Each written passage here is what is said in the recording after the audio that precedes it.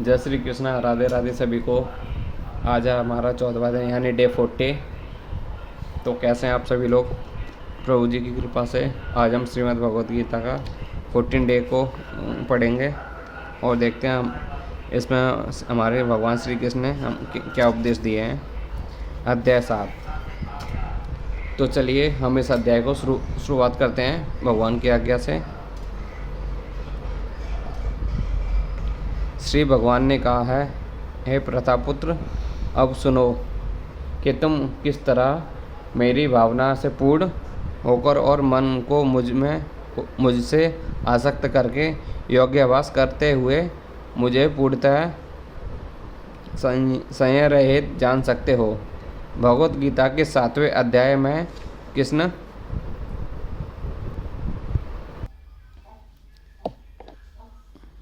भगवत गीता के 7वें अध्याय में कृष्ण भावनामृत की प्रवृत्ति का विशद वर्णन हुआ है। कृष्ण समस्त ऐश्वर्य से पूर्ण हैं और वे इन्हें इस प्रकार प्रकट करते हैं।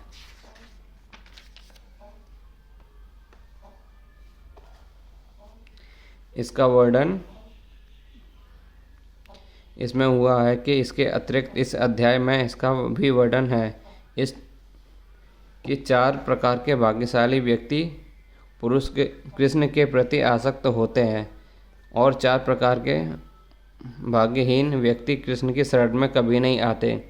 प्रथम 6 अध्याय में जीवात्मा को अभौतिक आत्मा के रूप में वर्णित किया गया, जो विविध प्रकार के योगों द्वारा आत्म साक्षात्कार को प्राप्त हो सकता है। 6ठे अध्याय के अंत में यह स्पष्ट कहा गया है कि तुम के मन को कृष्ण पर एकाग्र करना या दूसरे शब्दों में कृष्ण भावनामृत ही सर्वोच्च योग है। मन को कृष्ण पर एकाग्र करने से ही मनुष्य परम सत्य से पूर्णतः जान सकता है, अन्यथा नहीं। निर्विशेष ब्रह्म ज्योति या अंतर्यामी परमात्मा की अनुभूति परम सत्य है का पूर्ण ज्ञान नहीं, क्योंकि वह आंशिक होती है। कृष्ण ही पूर्ण तथा वैज्ञानिक ज्ञान है और कृष्ण भावनामृत ही मनुष्य को सारी अनुभूति होती है। पूर्ण कृष्ण भावनामृत में इस मनुष्य जान पाता है कि कृष्ण ही निसंदेह परम ज्ञान है। विभिन्न प्रकार के योग 2 कृष्ण भावनामृत के वर्ग के सोपान सदृश है। जो व्यक्ति कृष्ण भावनामृत ग्रहण करता है वह स्वतः ब्रह्म ज्योति तथा परमात्मा के विषय में पूरी यथा परम सत्य जीवात्मा प्रकृति तथा साज सामग्री समेत उनके प्राकट्य को पूरी तरह जान सकता है। अतः मनुष्य को चाहिए कि 6ठे अध्याय के अंतिम श्लोक के अनुसार योग का अभ्यास करे। परमेश्वर कृष्ण पर ध्यान की एकाग्र को नवदा भक्ति के द्वारा संभव बनाया जाता है, जिससे भगवान श्रवण अग्रगी एवं सबसे महत्वपूर्ण है। अतः भगवान अर्जुन से कहते हैं, मुझसे सुनो, कृष्ण के से बढ़कर कोई प्रमाण नहीं। अतः मनुष्य को या तो साक्षात कृष्ण से या कृष्ण के शुद्ध भक्त से सीखना चाहिए, ना कि अपनी शिक्षा का अभियान करने का भक्त से। परम सत्य श्री भगवान कृष्ण को जानने की विधि का वर्णन श्रीमद् भगवत के स्कंद के 2वें अध्याय में इस प्रकार हुआ है। वैदिक साहित्य से श्री कृष्ण विषय में सुनने या भगवत गीता के साक्षात उन्हीं से सुनना अपने आप को पुण्य कर्म है और प्रत्येक हृदय में वास करने वाले भगवान कृष्ण के विषय में सुनता है, उनके लिए सुबोच्च मित्र की भांति कार्य करते हैं और जो भक्त निरंतर उनका श्रवण करता है वह शुद्ध कर देते हैं। इस प्रकार भक्त अपने दिव्य ज्ञान को फिर से पा लेता है। ज्यों ज्यों वह भागवत तथा भक्ति से कृष्ण के विषय से आध्यात्मिक सुनता है, त्यों त्यों वह भक्ति में स्थिर होता जाता है। भक्ति के विकसित होने पर वह रजों तथा तमोगुण से मुक्त हो जाता है और इस प्रकार भौतिक काम तथा लोभ कम हो जाते हैं। जब ये कलमश से दूर हो जाते हैं तो भक्त सतोगुण में स्थिर हो जाता है। भक्ति के द्वारा स्फूर्ति प्राप्त करता है और भगवत तत्व को पूरी तरह जान लेता है। भक्ति योग भौतिक मोह की कठिन ग्रंथि को वेदता है और कृष्ण को और भक्त को असंयम समग्र अर्थात परम सत्य श्री भगवान को समझने की अवस्था प्राप्त करता है। अतः श्री कृष्ण या कृष्ण भावनाभावित भक्तों के मुखों के से सुनकर कृष्ण तत्व को जाना जा सकता है। अब मैं तुमसे पूर्ण रूप से व्यवहारिक तथा दिव्य ज्ञान कहूँगा। इसे जान लेने पर तुम्हें जानने के लिए और कुछ शेष नहीं रहेगा। पूर्ण ज्ञान से प्रत्यक्ष जगत इससे पीछे काम करने वाला आत्म तथा इन दोनों से उद्गम सम्मिलित है। यह दिव्य ज्ञान है भगवान उत्पन्न ज्ञान पद्धति बताना चाहते हैं क्योंकि अर्जुन उनका विश्वास भक्त तथा मित्र है। चतुर्थ अध्याय के प्रारंभ में इसकी व्याख्या भगवान कृष्ण ने की है कि उसकी पुष्टि यहाँ पर हो रही है। बहुत भक्त द्वारा पूर्ण ज्ञान का लाभ भगवान से प्रारंभ होने वाले गुरु परंपरा से ही किया जा सकता है। अतः मनुष्य को इतना बुद्धिमान तो होना ही चाहिए कि वह समस्त ज्ञान के उद्गम को जान सके, जो समस्त कारणों का कारण है और समस्त योगों में ध्यान का एकमात्र लक्ष्य है। जब समस्त कारणों के कारण का पता चल जाता है तो सभी ज्ञेय वस्तुएं ज्ञात हो जाती हैं और कुछ भी अज्ञेय नहीं रह जाता। वेदों का मुंडक उपनिषद कहना है,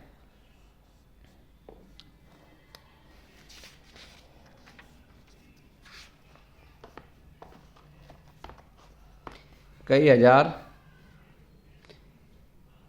मनुष्यों से कोई एक सिद्धि के लिए प्रयत्नशील होता है और इस तरह सिद्धि प्राप्त करने वाले से ये विरलता ही कोई एक मुझसे वास्तव में जान पाता है। मनुष्यों की विभिन्न कोटियां हैं और हजारों मनुष्य में शारद विरला मनुष्य ही यह जानने में रुचि रखता है कि आत्मा क्या है, शरीर क्या है और परम सत्य क्या है।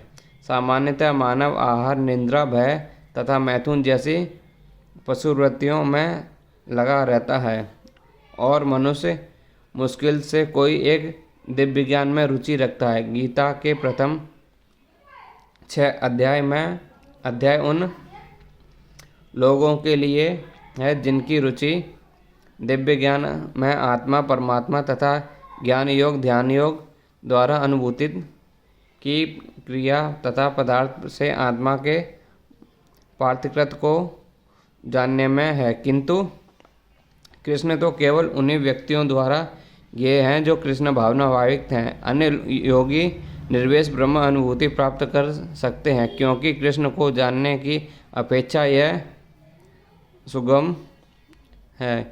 कृष्ण परम पुरुष हैं किंतु साथ ही वे ब्रह्म तथा परमात्मा ज्ञान से परे हैं। योगी तथा ज्ञानी जन कृष्ण को नहीं समझ पाते। यद्यपि महानतम निर्वेशवादी मायावादी शंकराचार्य ने अपने गीता भाष्य में स्वीकार किया कि कृष्ण भगवान है, किंतु उनके अनुयायी इसे स्वीकार नहीं करते क्योंकि भले ही कृष्ण को निर्वेश ब्रह्म की दिव्य अनुभूति क्यों न हो, कृष्ण को जान पाना अत्यंत कठिन है। कृष्ण भगवान समस्त कारणों के कारण हैं, आदि पुरु गोविंद हैं। ईश्वर परम कृष्ण सच्चिदानंद विग्रह अनादि राधि गोविंद सरकरा रमण कारणम। अब भक्तों के लिए जान पाना अत्यंत कठिन है। यद्यपि भक्तगण यह घोषित करते हैं कि भक्ति का मार्ग सुगम है, किंतु वे इस पर चलते नहीं। यद्यपि भक्ति मार्ग इतना सुगम है जितना अब भक्त कहते हैं, तो फिर वे कठिन मार्ग पर को क्यों ग्रहण करते हैं? वास्तव में भक्ति मार्ग सुगम नहीं है।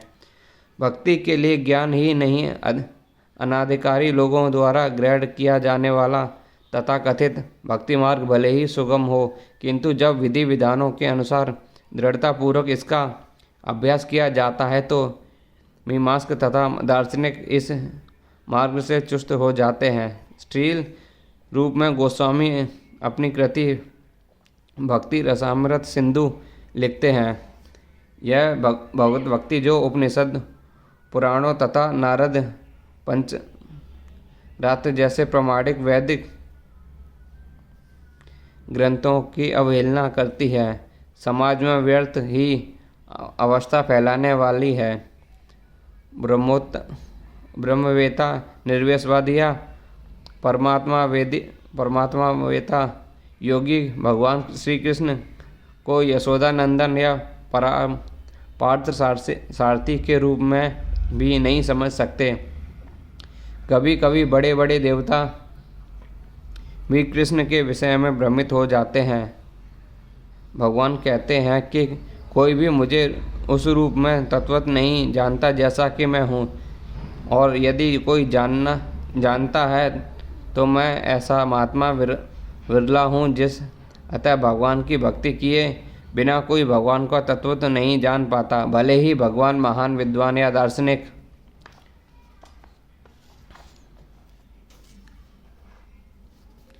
क्यों न हो। केवल शुद्ध भक्ति ही कृष्ण के अत्यंत गुणों को सब कारणों के कारण रूप में उनकी शक्तिमत्मा तथा ऐश्वर्य, उनकी संपत्ति, यश, बल, सौंदर्य, ज्ञान तथा वैराग्य के कुछ विषय में कुछ न कुछ जान सकता है, क्योंकि कृष्ण अपने भक्तों पर दयालु होते हैं। ब्रह्म साक्षात की यह प्राकृत है कि और केवल भक्तगण ही उन्हें तत्वतः जान सकते हैं।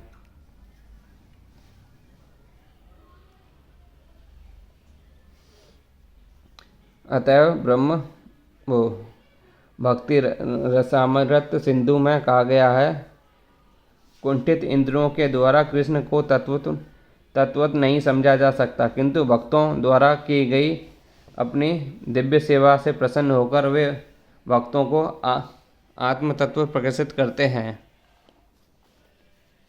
पृथ्वी, जल, अग्नि, वायु, आकाश, मन, बुद्धि तथा अहंकार, ये 8 प्रकार विभक्ति मेरी भिन्न अपरा प्रकृति हैं। ईश्वर विज्ञान भगवान की स्वाभाविक स्थिति तथा उनकी विविधता शक्तियों का विश्लेषण करता है। भगवान के विभिन्न पुरुष अवतारों विस्तारों की शक्ति को प्रकृति कहा जाता है, जैसा कि सातवतन में उल्लेख मिलता है। तुष्टि के लिए भगवान कृष्ण का श्वास 3 विष्णुओं का रूप धारण करता है। पहले महाविष्णु हैं जो संपूर्ण भौतिक शक्ति महत्व को उत्पन्न करते हैं। द्वितीय गर्भोदर्कशायी विष्णु हैं जो समस्त ब्राह्मणों में प्रविष्ट होकर उन्हें विविधता उत्पन्न करते हैं। तृतीय श्रीरोकादशी विष्णु जो समस्त ब्राह्मणों में सर्वव्यापी परमात्मा के रूप में फैले हुए हैं और परमात्मा कहलाते हैं। वे प्रत्येक परमाणु तक भीतर उपस्थित हैं। जो भी इन तीनों विष्णु रूपों को जानता है वह संबंध से मुक्त हो जाता है। यह भौतिक जगत भगवान की शक्तियों में एक क्षणिक प्राकट्य है। इस जगत की सारी क्रियाएं भगवान कृष्ण के इन तीनों विष्णु अंशों द्वारा निर्देशित हैं। ये पुरुष अवतार कहलाते हैं। सामान्य रूप से जो व्यक्ति ईश्वर तत्व कृष्ण को नहीं जानता वह मान लेता है कि यह संसार जीवों के भोग के लिए और सारे जीव पुरुष यह भौतिक शक्ति के कारण नियंता तथा भोक्ता है। भगवत गीता के अनुसार यह नास्तिक निष्कर्म झूठा है। प्रस्तुत श्लोक में कृष्ण को इस जगत का आदि कारण माना गया है। श्रीमद् भागवत से इसकी पुष्टि होती है। भगवान की पृथक शक्तियाँ इस भौतिक जगत के घटक हैं। यहाँ तक कि निर्विशेषवादी का चरम लक्ष्य ब्रह्म ज्योति भी एक आध्यात्मिक शक्ति है जो परम व्योम में प्रकट होती है। ब्रह्म ज्योति वैसी भिन्नता नहीं है जैसे वैकुंठ लोकों में है। फिर भी निर्विशेषवादी इस ब्रह्म ज्योति को चरम शाश्वत लक्ष्य स्वीकार करते हैं। परमात्मा की आध्यात्मिक क्षीरो कदासे विष्णु का एक क्षणिक सर्वव्यापी पक्ष है। आध्यात्मिक जगत में परमात्मा की अभिव्यक्ति शाश्वत नहीं होती। अतः यथार्थ परम सत्य तो श्री भगवान कृष्ण हैं। वे पूर्ण शक्तिमान पुरुष हैं और उनकी नाना प्रकार की भिन्न तथा अंतरंगा शक्तियाँ होती हैं।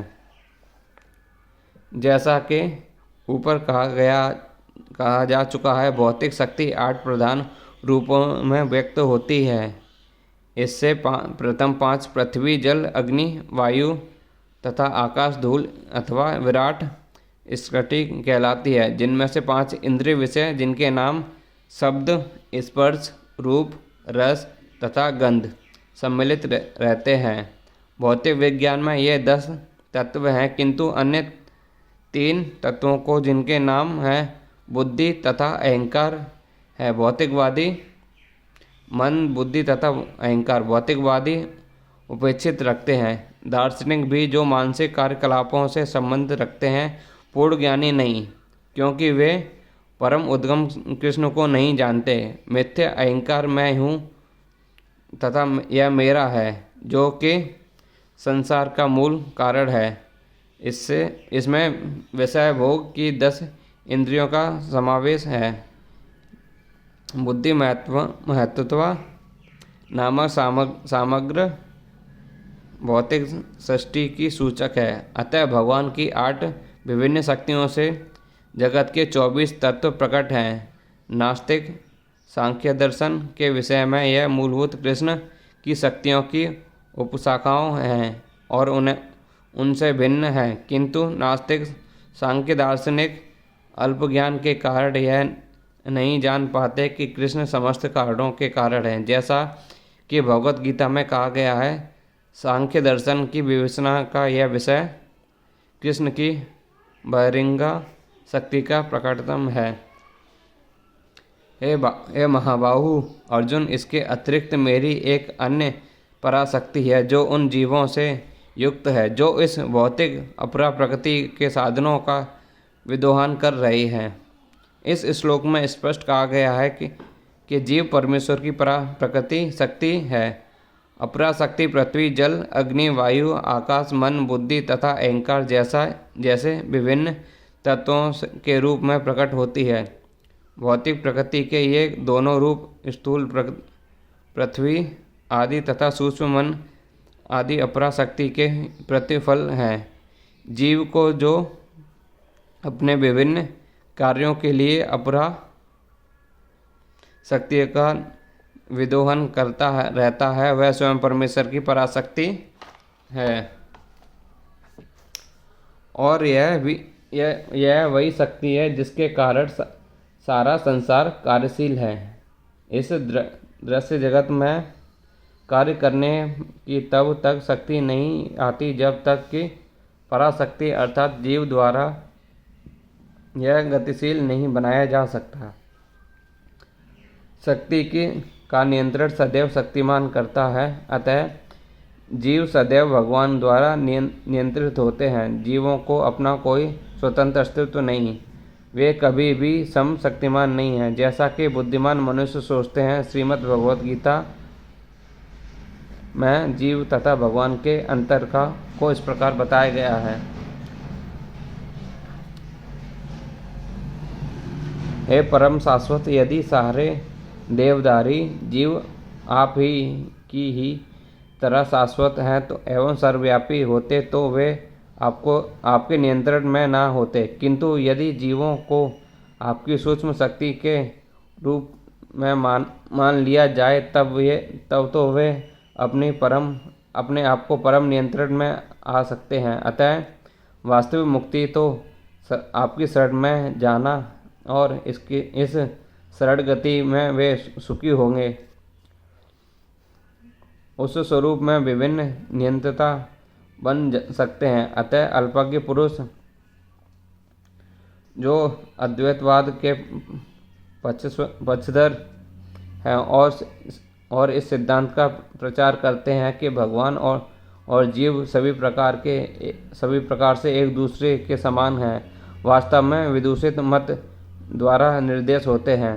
परमेश्वर कृष्ण ही एकमात्र नियंता है और सारे जीव उन्हीं के द्वारा नियंत्रित हैं। सारे जीव उनकी पराशक्ति है, क्योंकि उनके गुरु परमेश्वर के समान हैं, किंतु वे शक्ति की मात्रा के विषय में कभी भी समान नहीं। स्थूल तथा सूक्ष्म अपराशक्ति का उपयोग करते हुए भी पराशक्ति जीव को अपने वास्तविक मन तथा बुद्धि का विस्मृत हो जाती है। इस विस्मृति का कारण जीव पर जड़ प्रकृति का प्रभाव है, किंतु जब जीव माया से बंधन से मुक्त हो जाता है तो उसे मुक्ति पद प्राप्त होता है। माया के प्रभाव में आकार अहंकार सोचता है कि मैं ही पदार्थ हूँ और मेरी सारी भौतिक उपलब्धि मेरी हैं। जब वह सारे भौतिक विचारों से जिनसे भगवान के साथ तादात्म्य भी सम्मिलित है मुक्ति को हो गया है, तो उसे वास्तविक स्थिति प्राप्त होती है। अतः यह निष्कर्ष निकाला जा सकता है कि गीता जीव को कृष्ण के अनेक शक्तियों में एक मानती है, और जब यह शक्ति भौतिक कल्मश से मुक्त हो जाती है तो यह पूर्णतः कृष्ण भावनावाहित या बंधन मुक्त हो जाती है। सारे प्राणियों का उद्गम इन दोनों शक्तियों में है। इस जगत में जो कुछ भी भौतिक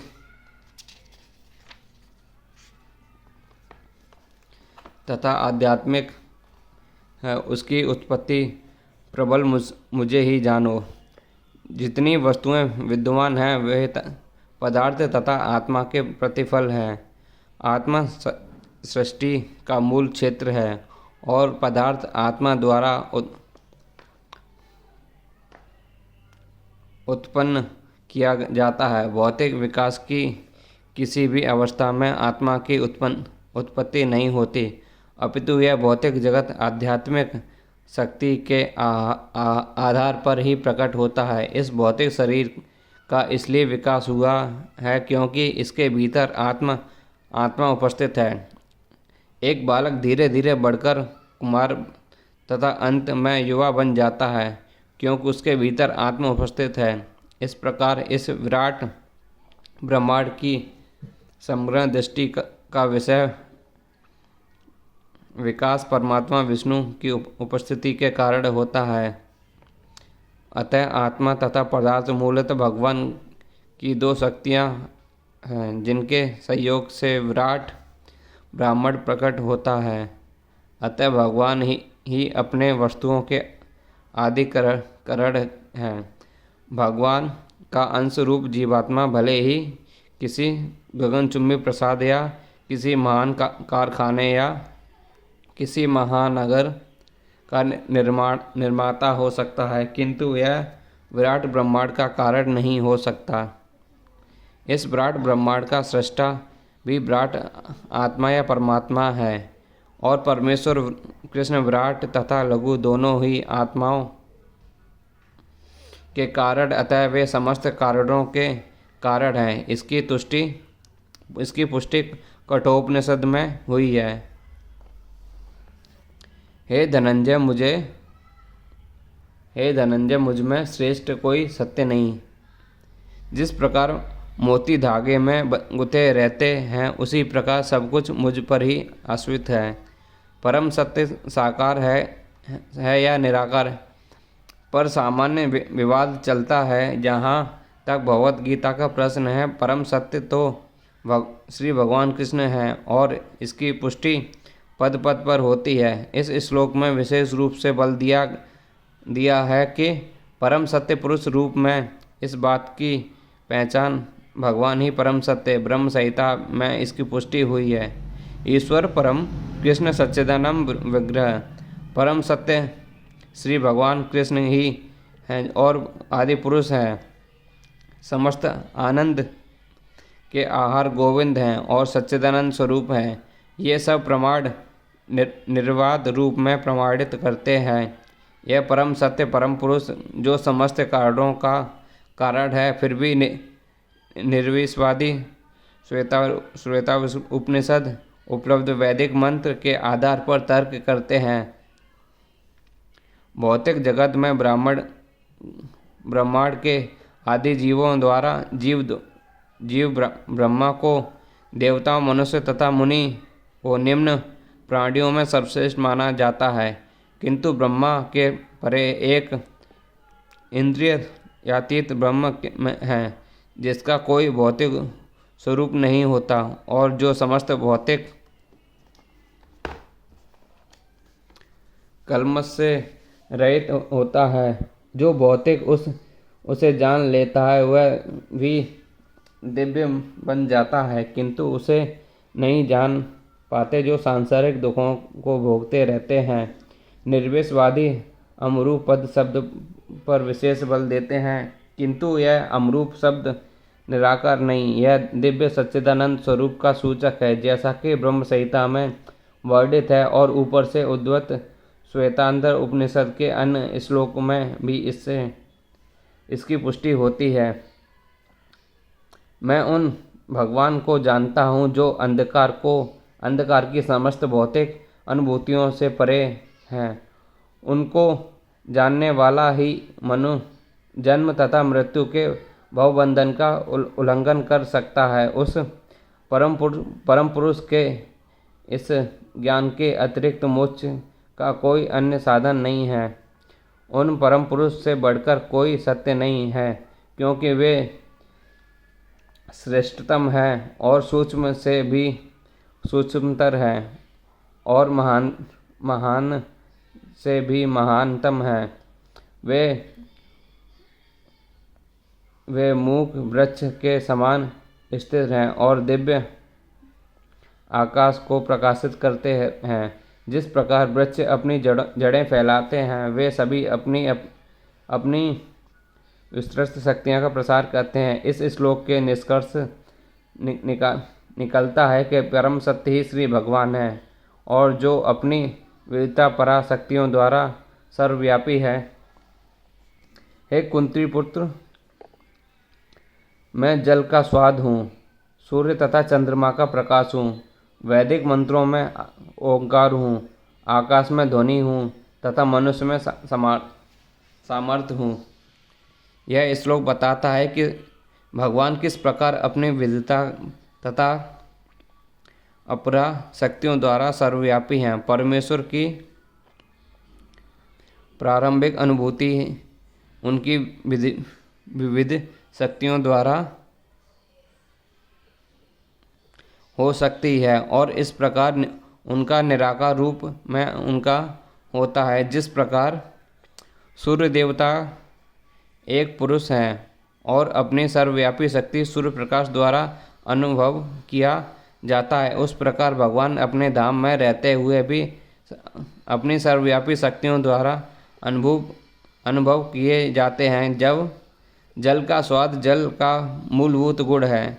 कोई भी व्यक्ति समुद्र का जल नहीं पीना चाहता, क्योंकि इसमें शुद्ध जल के स्वाद के साथ साथ नमक मिला रहता है। जल के प्रति आकर्षण का कारण स्वाद की शुद्धि है और यह शुद्ध स्वाद भगवान की शक्ति में से एक निर्विशवादी व्यक्ति जल में भगवान की उपस्थित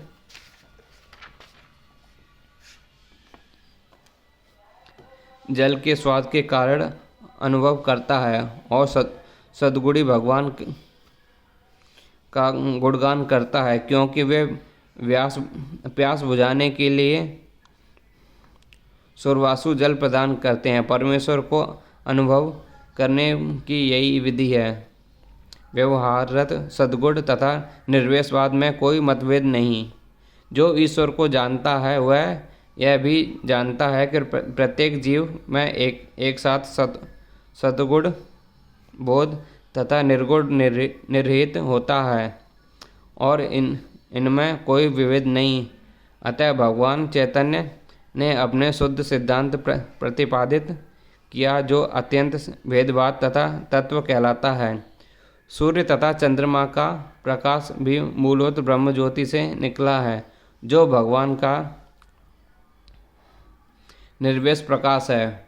प्रवड या ओमकार प्रत्येक वैदिक मंत्र के प्रारंभ में भगवान को संबोधित करने के लिए प्रयुक्त दिव्य ध्वनि है।